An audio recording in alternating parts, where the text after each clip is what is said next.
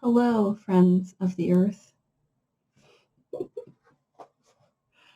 What's going on? Welcome back, or welcome if you're new. We're going to continue on with our reading and study of Alice Bailey's Esoteric Psychology, Volume 1.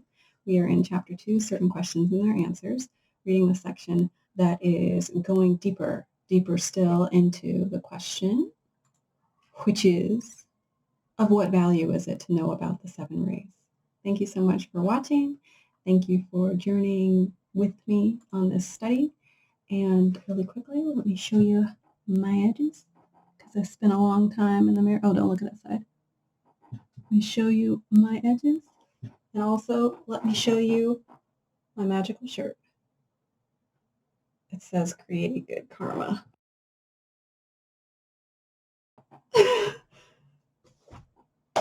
Let's get started reading.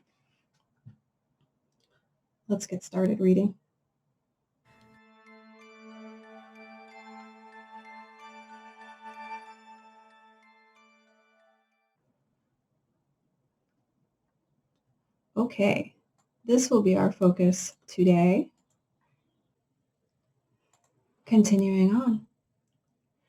An interesting point might here be noted and a question answered. In a treatise on white magic, I'm pausing here, a treatise on white magic, this is another one of Alice Bailey's books, book 7 or 8 in her repertoire. But let's look at this word right here, right? This spooky one, magic. Ooh. Let's talk about it. What is magic? What are we talking about when we're discussing magic? Study break. Well, what is this study? The study is esoteric psychology. Backing up, the study of esoteric psychology is essentially what Bailey called the new psychology, what we would be evolving into, because humans are on a path of evolution, much like our animal kingdom and vegetable kingdom and mineral kingdom are all on their trajectory of evolution, scientifically speaking, scientifically proven. But what if the human evolution is a little bit less from monkey to whatever the heck we become? We've been in this physical state for some time. What if the human evolution is an evolution in consciousness? So taking that conjecture, if it's an evolution of consciousness, the more we study and know about ourselves, because humans were given the unique ability to have self-awareness and to cognize, to think about our thinking, to think about who we are, to change our habits and our behaviors, whereas the animal kingdom, the vegetable kingdom, the mineral kingdom don't quite have that, although new studies are out trying to prove that insects have also acquired sentiency. I didn't read that article, but wouldn't it be fascinating if the insects catch up and wake up faster than us because we're so dense? This is a third dimensional reality, very dense, very physical. The more we focus on purely the physical side of our existence, the slower our trajectory in uncovering or unlocking that consciousness, which is also the key to unlocking human potential. Why do we say that? Because when the human unlocks their mental, very 3D boxed thinking, they become capable of things that they might not have thought they were capable of before. Superhuman strength, superhuman cognition, superhuman abilities, the superconscious.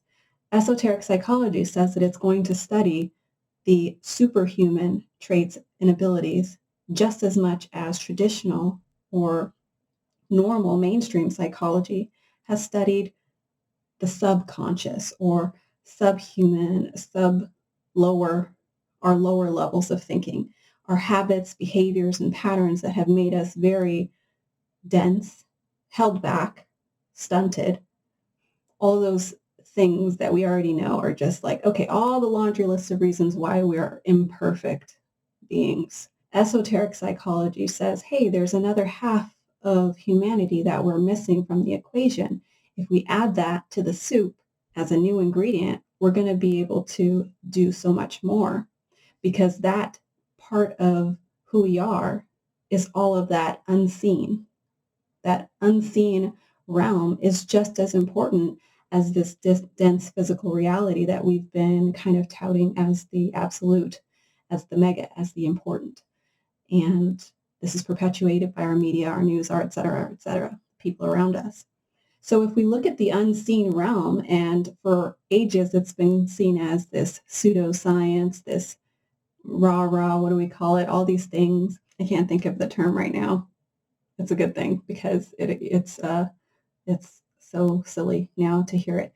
But anyways, the things that have been said to continuously keep us at arm's length from this information and from taking it seriously are the things that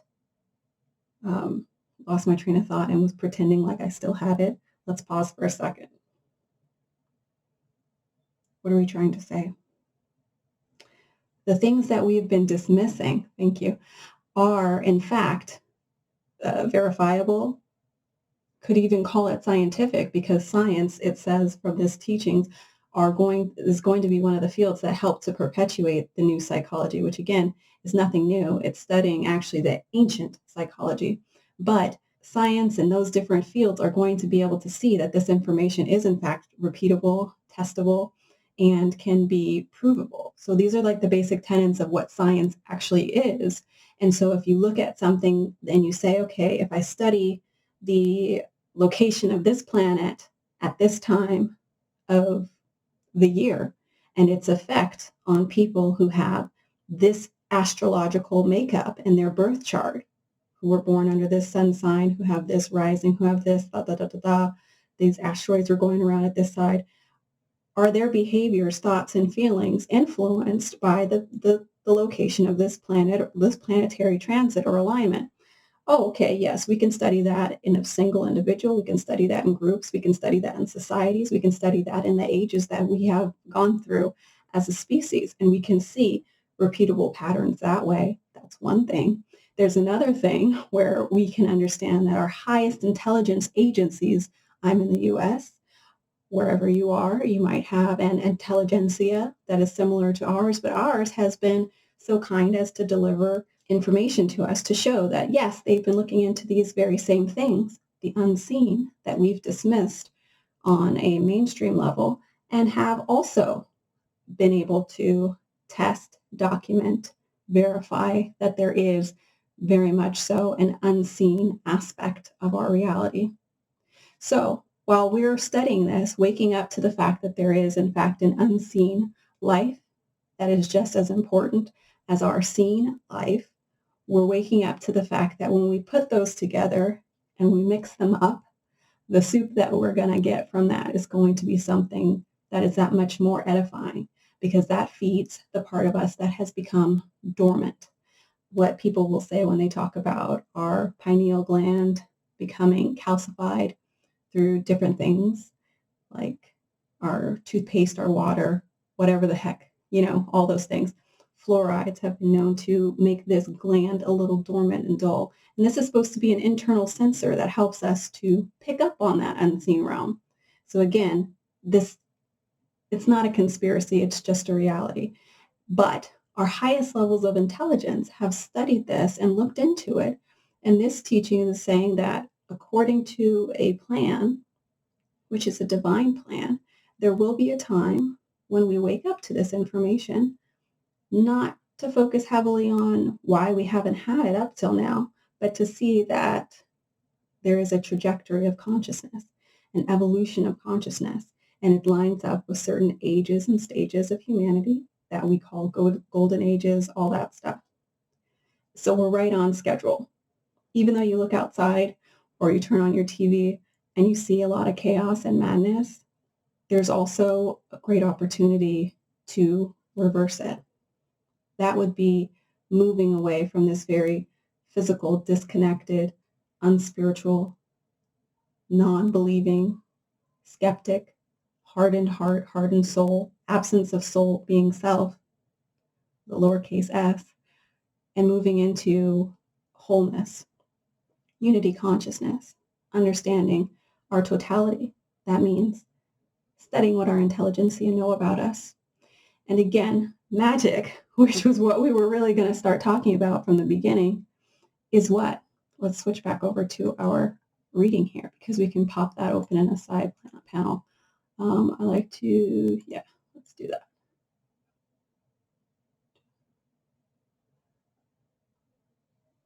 Britannica, let's do that. Make it bigger.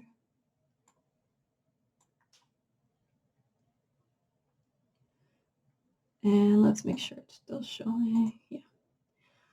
Okay. Here's a little learning within our learning, shall we? Magic is a concept used to describe a mode of rationality. How fascinating. The Britannica says it's a concept used to describe a mode of rationality or way of thinking. Again, psychology is the psyche, is the study of the mind, which is also the seat of the soul. If one makes contact with their soul, which the evolution of consciousness and esoteric psychology teaches us is our higher self, the spiritual communities call it woo-woo. That's the term, woo-woo, just remember it. So the woo-woo people will say, you just have to connect with your higher self. And it's this mystical, mythical creature that they don't really have a true connection with. They just think that it's this phantom. But what it is it's actually an elevated state of the mental cognition, mental abilities. So again, when we're talking about the superhuman abilities, the superconscious, this is the ability or the degree to which a person can tap into or pick up on the unseen realms. This is again in degree of activity of the pineal gland and other natural things that would make someone more or less able to do so. Introversion versus extroversion is something that Jung picked up on and mentioned a little bit in his descriptions of what extroverted and introverted mean.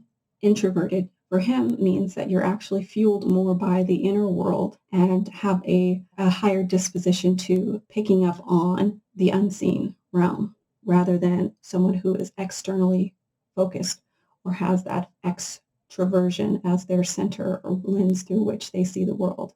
And again, our society is built around a framework that the extroverted personality is the quote unquote normal personality. And so just as much as we've been shutting off our non-physical side, we've also been shutting off our introverted side, which is the side that can feel comfortable in isolation, individual discovery, taking time with yourself. Put an extroverted person into a sensory deprivation tank or a float tank, they might be miserable because it's time spent with yourself. Whereas the introverted person might go off into a mental exploration and make contact with their higher consciousness and transfer or what do you call it, interpret some sort of an innovation or an idea for some great invention. And they can get it so clearly that they can go home, go to the office, start writing it down and put the plans into place. And they now have become a magician because they are able to access a mode of rationality, circling back here, or way of thinking that looks to invisible forces to influence events, affect change in material conditions, or present the illusion of change. We'll touch on that later. Within the Western tradition, this way of thinking is distinct from religious or scientific modes because we are still catching up with the idea that these things are not exclusive. They should not be considered as separated phenomena. And there are religious groups who have Jesus the Messiah who did magical works, writing with the pages of the Bible. And in the scientific community, you have phenomena that's unexplained, double slit theory, all these things that can only be put into full focus by recognizing the unseen realm is working ever in concert with the seen realm. However, such distinctions and even definition of magic are subject to wide debate, of course, because who cares? Nature and scope.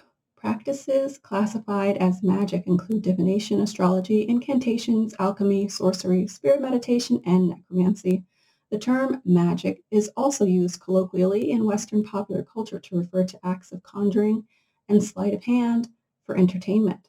The purpose of magic, this is interesting, the purpose of magic is to acquire knowledge, power, love, or wealth, to heal, or to ward off illness or danger, to guarantee productivity or success in an endeavor, to cause harm to an enemy, to reveal information, to induce spiritual transformation, to trick, or to entertain.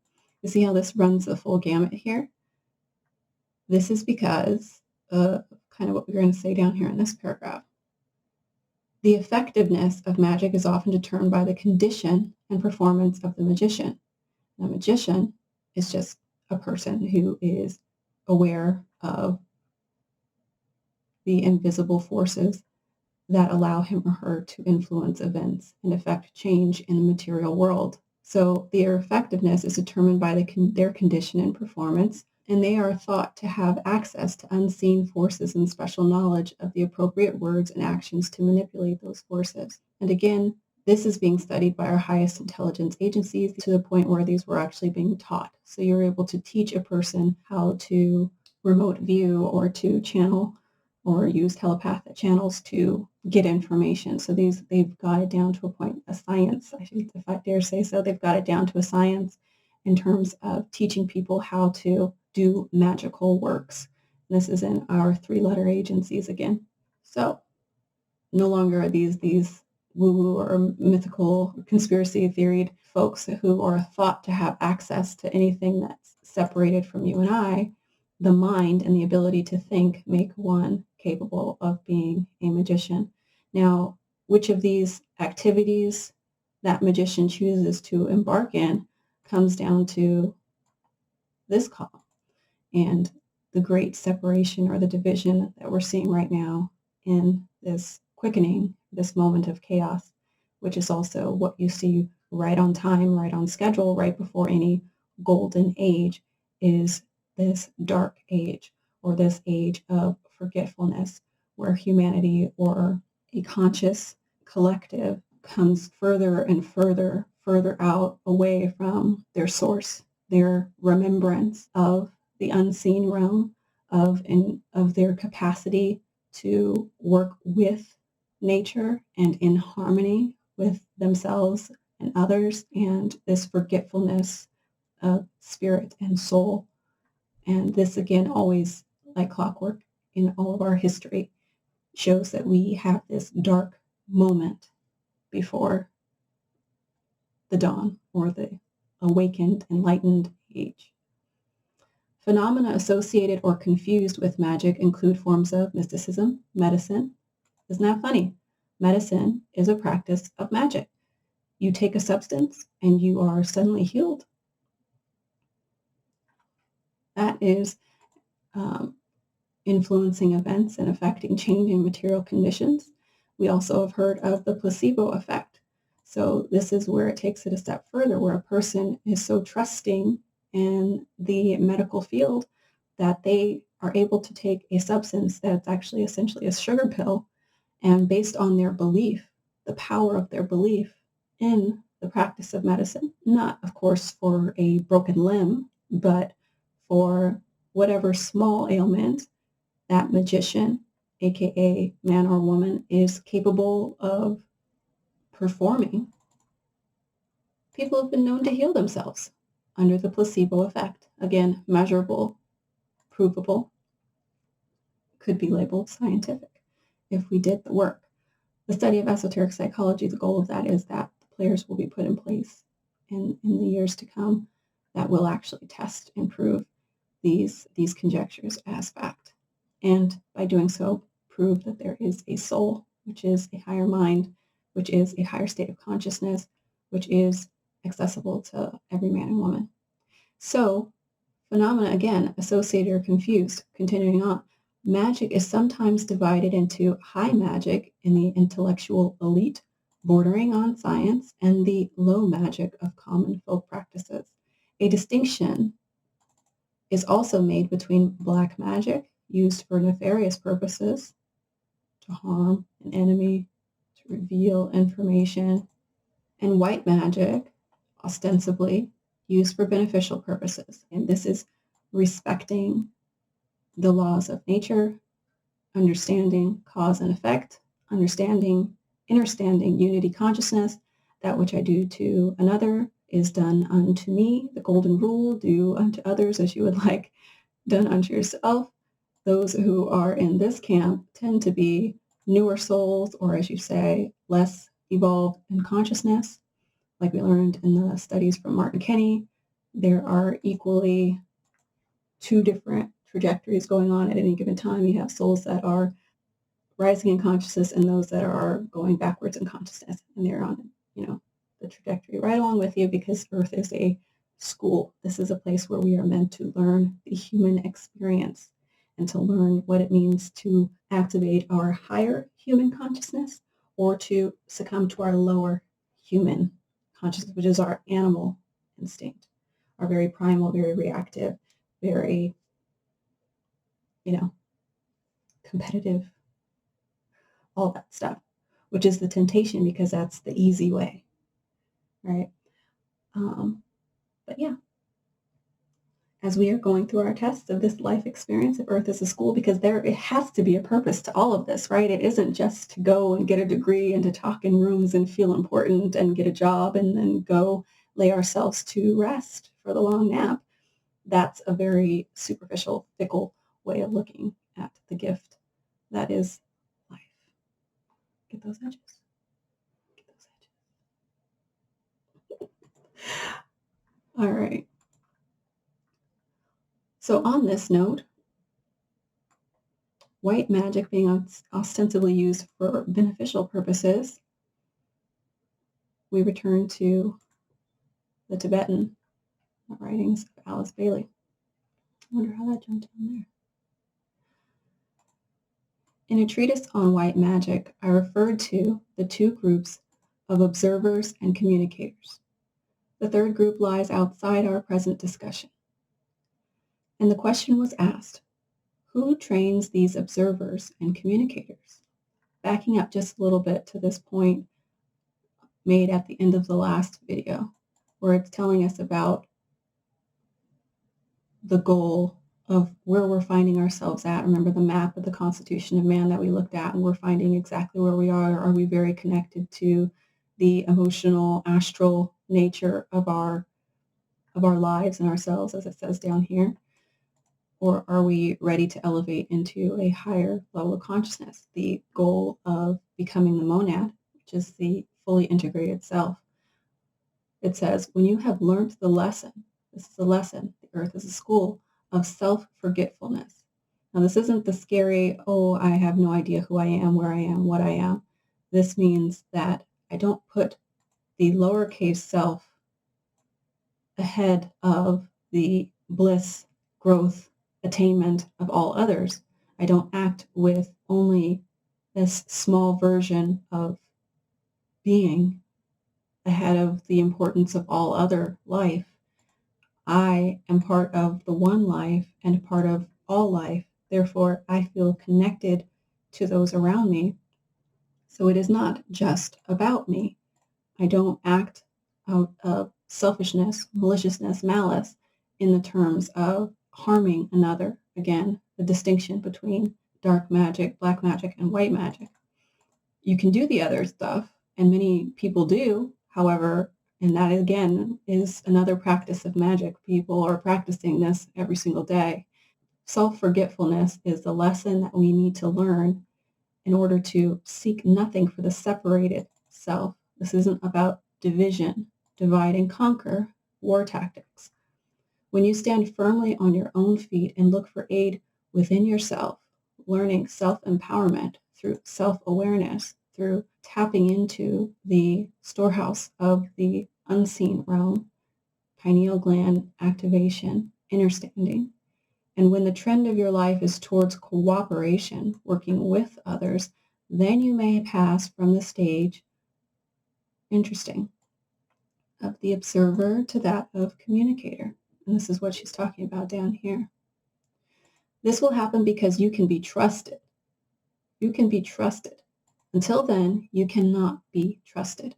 Remember when I was talking about P. Diddy, we showed the Constitution of Man, where people think they get the keys to the kingdom or the keys to the city, and they find out exactly what they have control over, what they have been trusted with, it's at a different level.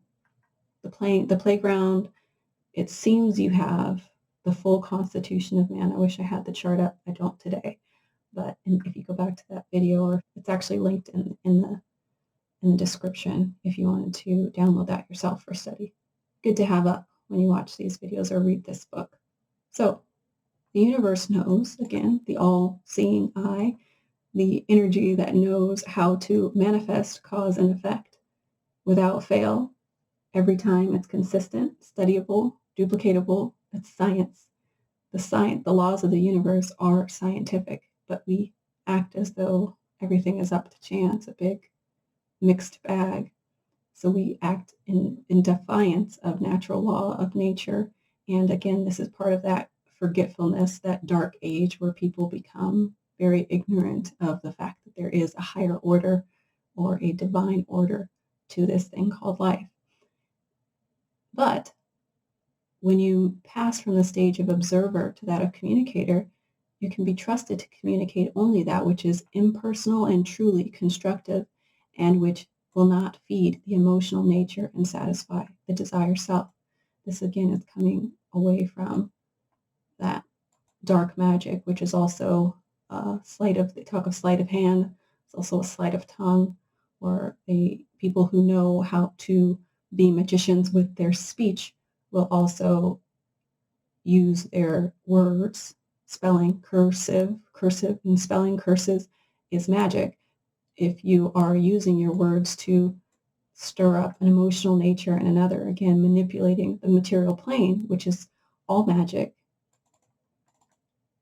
just how you use it. And a lot of times they do this in order to satisfy their own needs. So the manipulators, right? The smooth talkers. These are also magicians in our everyday life. So it says here, who trains the observers and communicators? I should like to make it clear that the observers train themselves, or more accurately, the soul of each trains the personality in true observation. So our souls, our higher self, our higher consciousness, our higher mental capacity informs our observer self. And again, the observer is the one who sees, the one who can analyze the actions of the self, separate from a dog who cannot wake up in the morning and say, what can I do today that'll be better than what I've done yesterday? Or why didn't I get the reaction that I wanted from my owner when I chewed up their shoe? I don't really sit and analyze my actions and come back to the drawing board. Some animals can be trained, which shows that they have a trajectory of consciousness and an evolution of their state. However, we don't have someone who is directly, visibly here to train us. We are trained by these laws of nature. That's our work, is to understand how we are supposed to be elevating. And when you move to the level of the observer, where you are observing yourself and your actions, this is saying that's a self-training. But that self-training comes from the soul. So studying the higher self trains the personality in true observation. That's fascinating. In the case of the communicators, they are slowly and gradually trained by senior disciples, working from the subjective side of life. This training is never organized and arranged for on the physical plane, nor are any disciples working on the physical plane engaged in training groups of communicators to be employed later by the hierarchy. None of this is of deep concern right now for the person who's just dabbling and learning about esoteric psychology at this stage. This is taking it to a level that might make eyes gloss over or make people shut down, just like the word magic. But again, understanding that there's levels to this. And the hierarchy, I explained in a previous video, doesn't have to be as extreme as like some overlords watching over you in an invisible realm. Though again, if you look into our intelligentsia and things like that, you can understand that people are studying that there is an unseen realm that we might not know, where there might be a hierarchy of overlookers who have evolved in states of consciousness, who the spiritual community call ascended masters, i.e. the Buddhas of the world, the Jesus figures of the world who have attained a level of mastery and moved on into an invisible state of consciousness where their energy imbues um, the souls who are sensitive to that energy coming in so that they can express that out to others on this plane. It could be as simple as the people who've been studying longer, the people who've read all the books and are sitting in their separate corners waiting for the younger generation who believe things like the children are the future. That could be the hierarchy.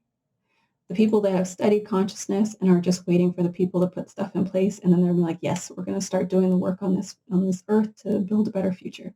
That could be the hierarchy we're talking about, and steps of layers of consciousness right here on the earth plane. Doesn't have to be too, we don't have to go too deep if we're not ready to. In this matter, as in all else in the spiritual life, the disciple first trains himself to be responsive to his own soul. Let's read that again. In this matter, as in all else in the spiritual life, the disciple first trains himself to be responsive to his own soul, and then trains himself to be responsive to the inner group of workers, who later, as a result of his self-initiated effort, teach him to be a communicator, an intermediary. And what are we an intermediary between? Higher consciousness, the unseen, so the divine, again, those sparks of great ideas and innovations and speeches that change the world, the kind of charisma that creates leaders that stir up massive awakenings and movements. These are intermediaries, people that communicate information, ideas, concepts, theories, mathematical formulas, beautiful music, breathtaking art, everything that comes to this earth that makes a person stand in awe and in reverence is a stepping down of consciousness of divinity, which is just simply that which is possible. Some higher thing than we could have fathomed from our lower level of consciousness is stepped down and brought and delivered to the rest to enjoy, for it to be duplicated, for it to be shared, for it to be replicated, for it to be passed on to future generations to make their lives better, easier, fuller. This is what a communicator's work is. And this is, again, why it doesn't have to be this woo-woo crazy thing. It's simply who are going to be our next role models, who are going to be our next inventors, our next speakers, our next leaders, our next teachers, our next innovators. What is our next airplane, telephone, gadget, and gizmo that's going to make the way that we're living right now seem so crazy in comparison to when the wheel was invented? Who are our intermediaries who are going to step down higher consciousness from the level of the soul, the psyche, the higher psychology, the esoteric psychology? Who's going to tap into that and who's going to deliver that? The hallmark of such communicators is mental clarity, true impersonality, spiritual tolerance, and a frugality in the use of words when embodying concepts. It should be remembered that in the wealth of psychic writings pouring into the world today, the work of the true communicators will concern itself with the plan and not with personalities, with principles and not with individual purposes, and that all such communicators will be mental types, channels for the love of God and group conscious. There will be nothing in their work to produce separativeness and nothing to feed the fires of controversy, antagonism, or partisanship. Much of value may come along other lines than through this group of communicators, and you may look for an increased flood of inspirational writings of a higher order and for an outpouring of wisdom from the world of souls through the hundreds who are in touch with their own souls. There will also be much emanating from the highest level of the astral plane, of a high order along devotional lines, but none of this will be the work of the band of communicators now in process of forming. Only a handful are doing this work as yet, and the true influx of communicators will not start for another 15 years. This book, again, first printing in 1936. So we're past that time. We're past this time. I think that what I'll do is end it there at that section. Thank you so much for watching, and I will see you in the next one.